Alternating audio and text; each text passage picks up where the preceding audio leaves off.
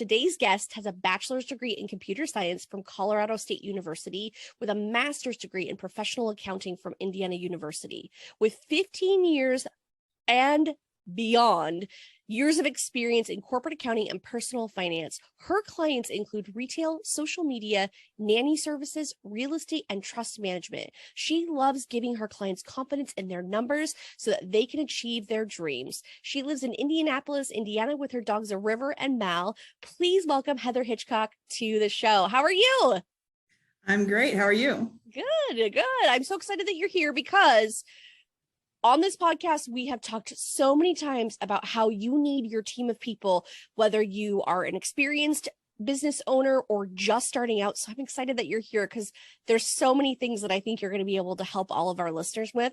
So let's dive into it. I mean, why is a bookkeeper so important for small businesses? A bookkeeper is important because it's the best way to know what you can actually pay yourself. I mean, that is, I think, the biggest selling point is how do you know how much money your business is making and how much money you can take home? So if you are somebody who's got a side gig and you want to move to full time, how do you know when you're there? A bookkeeper can help you figure out when you're there. They can help you make a plan to get there. And so there's a lot of great value that they can bring. Well, and that leads me to my next question is, when is the right time to hire a bookkeeper? Because I feel like if you're just starting your business out, or like you said, you want to make that jump, money's tight, or if you're an established business and you're like, oh, we've got somebody that does that, Sally that we hired, she's helping us with that. When do you know that you need a professional? I think there's a lot of good times to bring in a bookkeeper. I mean, you could definitely bring one in at the very beginning. You could do a one-off consultation just to get your chart of accounts set up and your bookkeeping started and to help you set up your entity, to know what kind of entity you should have and how to pay yourself, depending on the kind of entity you create. You can either pay yourself with an owner's draw or you could put yourself on payroll. So that's one time to do it. Another time is for a lot of people when they start hiring employees. Payroll is something you do not want to mess up. And so sometimes that's when you're comfortable, budgeting for a bookkeeper to really help you get to that point and to handle all the payroll processing, make sure that it's done correctly, taxes are getting paid. So those are two times that I would say are great times to bring them on in different ways. I'm glad that you brought up the payroll because I feel like that is one of the biggest pitfalls that so many people can fall into because you're required to withhold that money, put it in a trust account, but sometimes that doesn't always happen. What's your experience? Have you seen the same thing? I've seen that. I've also seen, places, especially like a small business with just a single owner doing a lot of things, just writing checks to people for work they've done, not doing any withholding, not filing any of the forms and the tax forms that you need to fill out, not knowing whether or not an employee is a true employee or they could be a contract employee. A lot of people think that they can just choose, but the IRS has stipulated very clear guidelines as to whether or not someone is your employee or your contract worker. So a lot of that is something that a bookkeeper can help you with. And then it will also, let you figure out which way is the best way to set it up and whether or not you're in compliance or skirting the edge. Well, and I really think of a bookkeeper as your partner, as a team member, because really the scope of work could be, like you mentioned, something as simple as, hey, just do these couple things, to more of a consulting role, right? Yes, a bookkeeper can kind of meet you at any level that you're comfortable with. They can take over everything. You can give them all the bank account logins. They can do all the AP and AR for you. They can bill everybody for you, do payroll, all your account reconciliations, transfer your money, all that stuff. They could do all of that for you, even create your annual budgets. Or it can totally be a one-off consulting thing. You know, a lot of bookkeepers specialize in cleanup projects because people will run their business for a length of time without really doing the bookkeeping. They'll say they're going to do it, but they don't like doing it. They don't enjoy it. They don't want to do it. They just haven't outsourced it yet. So you could do a cleanup project, which is a one-off sort of thing. And then you could do ongoing bookkeeping after that. But you can also just have certain tasks. And really, that's one of the things that I enjoy most, is that every client that I have has a completely customized set of things I do for them. You know, we talk about what they need, what they want, and what makes sense for them. And so that's the nice part, is that it's not a one size fits all. It can be very customized. Now, when a business is looking for a bookkeeper, is there certain traits or something specific that they should be looking for when they're like, I know that, one, I don't like to do this, or two, this is not going well. I can see the future and it doesn't look very good. What are some things that we should be looking for when we're on the hunt to hire a bookkeeper? I think the two biggest things that I think are most important is somebody that's going to be straight with you and push back when, you know, you're overspending or you're not, you know, doing the things that you guys have kind of agreed upon. And the other thing I honestly believe is experience. There's a lot of people who enjoy bookkeeping, want to get into bookkeeping, and have sort of the idea that, oh, well, if I just pass like a bookkeeping certification, or I'm certified in this software, that means that they're ready to go. I would kind of caution against that and just make sure that not only do they have those things, if those things are important to you, but they've got some experience that's going to make sense, that they're going to know what they're doing. And that, yeah, so it's kind of a little bit of a unpopular opinion for the people out there saying, hey, I'm a bookkeeper, but I've never done it before. but yeah, that's kind of my take on it. And I know a lot of them want to do it and they're going to be great when they get some experience, but I think experience is really important. Absolutely. And it doesn't have to be a lot. Yeah. Well, and I think that that's important too, because we want to make sure that the person that's taking care of your financial situation is, you know, that maybe you're not the first person that they've helped, especially if you have a more complicated situation, or maybe you do fall into that category where you're in need of a cleanup situation. You definitely want to make sure that the person that you hire is preventing you from making mistakes because you don't know what you don't know. And so really being able to lean on that person could be a huge, huge pitfall if you have somebody who doesn't have experience, right? It can be. And ideally, if you are outsourcing your bookkeeping in one way or another, hopefully what you're also getting is a lower end of year tax preparation bill, because all your stuff is going to be clean and ready to go. You can have your financial reports ready, and that should ease a lot of that, you know, year end, oh no, it's tax time stress. Absolutely. We all need less stress around tax time. Having everything organized and ready to go would be huge. Or to even call your person and be like, hey, I need X, Y, and Z because I'm trying to get a loan to buy a building, or whatever the case might be. Having all that stuff dialed in rather than just having it in a grocery sack and throwing it on your accountant's desk is huge. What are some of the main issues besides organization that you see when you coach small businesses? Are there some big ones that you're like, hey, if you run a small business, keep an eye out for this? One of the biggest struggles I see people have is that they believe that their small business can solve all of their personal finance issues. And so anytime they have a hiccup at home, they just take money from the business. Now, that is what their business is there for, to provide them an income. But an ideal situation would be to get yourself on a personal budget as well and take a set amount out, either through payroll or through an owner draw, and then budget yourself that way and set aside your money at home in your personal savings for those hiccups.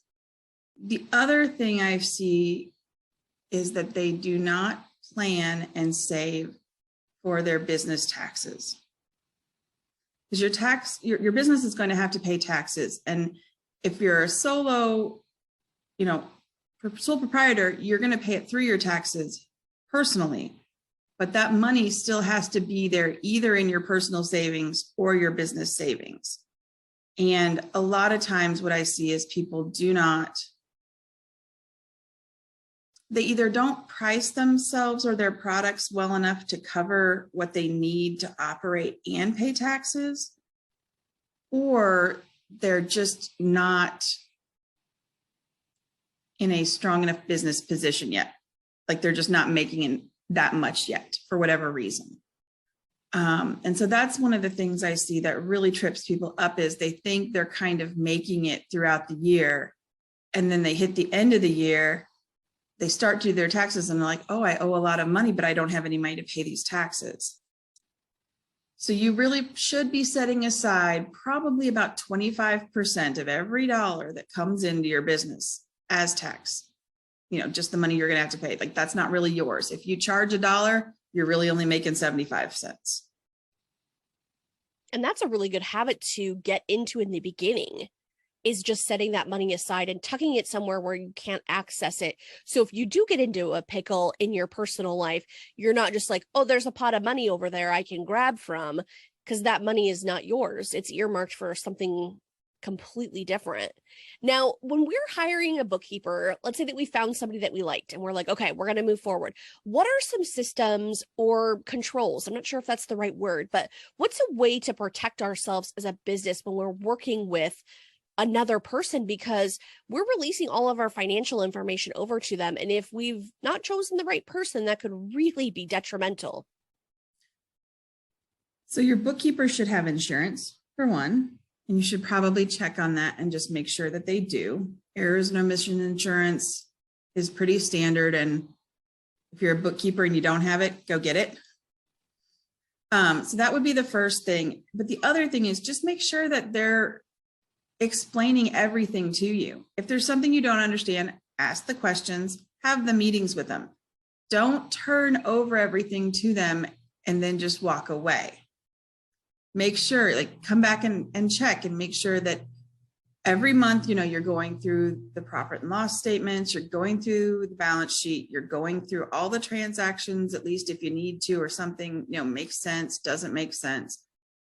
And I would also say that, while it's totally normal and safe to let them pay bills, just make sure that they don't necessarily have the ability to just randomly pay themselves.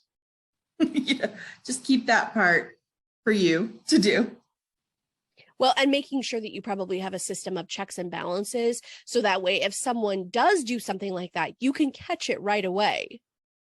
Yes. So one of the best things is that a bookkeeper can help a business owner get comfortable with their financial statements. And the more that you guys review them together, and then the owner truly starts to understand what they're looking at, what it means. Oh, how come I have all this income, but I don't have cash in the bank? Well, because those are actually two completely different things. They don't necessarily tie one to one. You could have a lot of income, but after your expenses, you may not have that much left in the bank. And so somebody who's going to be willing to teach you all of that and spend time going through that is going to be really important, so that you will spot something if it looks out of whack. You should know, oh, our internet charges are always about $100 a month. So if something weird shows up one month, you'll be like, oh, what is that? Did we do something extra? Is something in the wrong category? Did we just make a little coding error? So hopefully they'll become more comfortable with what makes sense numbers wise in their own business. Do you think it's important for us as business owners to come to a bookkeeper, especially if we don't have anything prepared at all? Let's say we are in the cleanup situation and we have an idea of a budget or what we typically pay. Is that something that we should bring to the bookkeeper, or should we just let them kind of work on it from the ground up? Is it better to bring what we have, or is it better to just let them kind of dive into it and sort it all out? So you mean like what they think they should be paying for the services? No, I think I meet so many clients that their foundation of their business is just a mess. I mean, they really don't know what money is going where. And a lot of times they're even commingling their personal and business finances. And so just trying to determine, is it better for someone with a fresh set of eyes to come in and look at everything and say, okay, this is, goes on the personal side, this goes on the business side, or is it better to come to a bookkeeper and say, okay, here's a sort of budget I worked up, and here's some bank statements, and here's what I've got so far? Or is it better to just let them come in and look at it in the beginning? I would say like when you're just doing like a discovery call with them, you wouldn't necessarily need to bring any of that with you. You can just explain kind of, what I would want to know is like, what kind of business are you? What are you doing? Do you have employees? How long have you been in business? And some basic information about kind of the status of your books. Are you using a bookkeeping software? Are you just using Excel? Are you just using piles of paper? What sort of situation are you in? And a little bit about how comfortable you feel about the situation. Do you feel like, okay, yeah, there's money, I just am not managing it well, or I'm working all the time and there's no money. And why is there no money? And just kind of a little bit of that. So then once you guys feel like you're a good fit and you're ready to move forward, that's when the bookkeeper is going to need all of those bank statements, all the transaction information, and they'll be able to help you, probably set up like either a QuickBooks subscription or a Xero subscription or a different system if that makes more sense. Set up your chart of accounts that makes sense for the kind of business that you're in, and then start entering all those transactions. Set up the bank feeds, pull all the details in, code the stuff that it's clear what it is, and then set aside the stuff that there are questions on. And if there's anything like commingling, like you've mentioned, that is definitely not recommended. It just makes life harder for both the personal and business side of things. But it's, it can be dealt with in the bookkeeping system. It just goes to owner's draws and it's fine.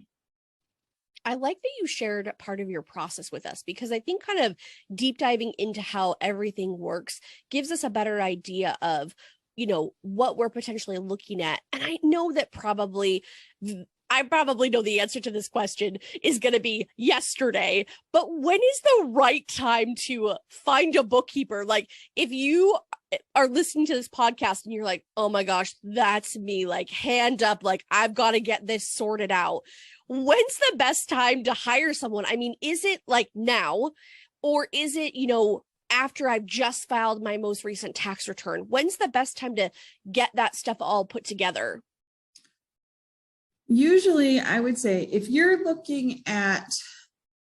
person who has not done much bookkeeping at all for the year and you're needing that kind of larger cleanup project, I would say early fall is the best time to try to get connected with somebody.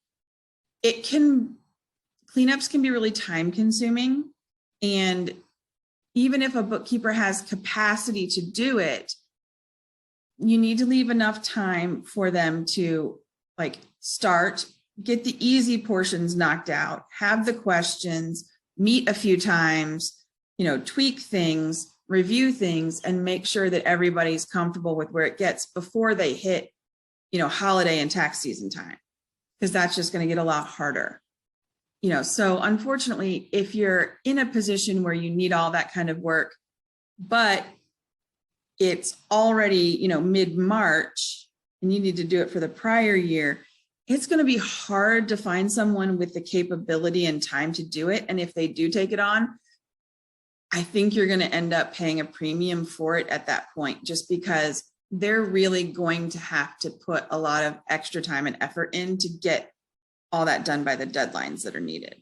mean, even if you file an extension, there's just a lot of work to do during that time of year. So yeah, I would say sooner rather than later is always better, but I know that it can be a tough decision, especially when you start looking at the price tag for what it costs. Especially if you happen to be a business that is kind of a maker type business that has a struggle point on capacity, where you can't just really ramp up and quadruple your output to cover the costs of a bookkeeper. Absolutely. Well, and what is the best way for people to connect with you? So like I mentioned, if they've been listening and they're just like, that's a project I've been procrastinating, I need to get on that. What's the best way to connect with you? They can find me through my business, which is Mainsail Financial Consulting. My Instagram is Mainsail Financial, and the website is just mainsailfinancialconsulting.com. Perfect. And I'll link those in the show notes as well, so people have quick access to that. Now, one final question for you. If you could give one piece of advice to a small business owner, what would it be? The best advice is don't commingle your business and personal. When people say go get a business bank account, it doesn't have to have like a business bank account label. It can be just a personal checking account that is just separate from what you do. And if you are working a 9-to-5 job and you've got a side gig and you're like, oh goodness, I'm not ready to do all this full-time, that's fine. Just go get the free checking account. When you get paid from your 9-to-5, take the $500 you're going to use to go and pay your business phone, your business website, move all that in, and then pay all that from your business checking account. Your bookkeeper will thank you for it.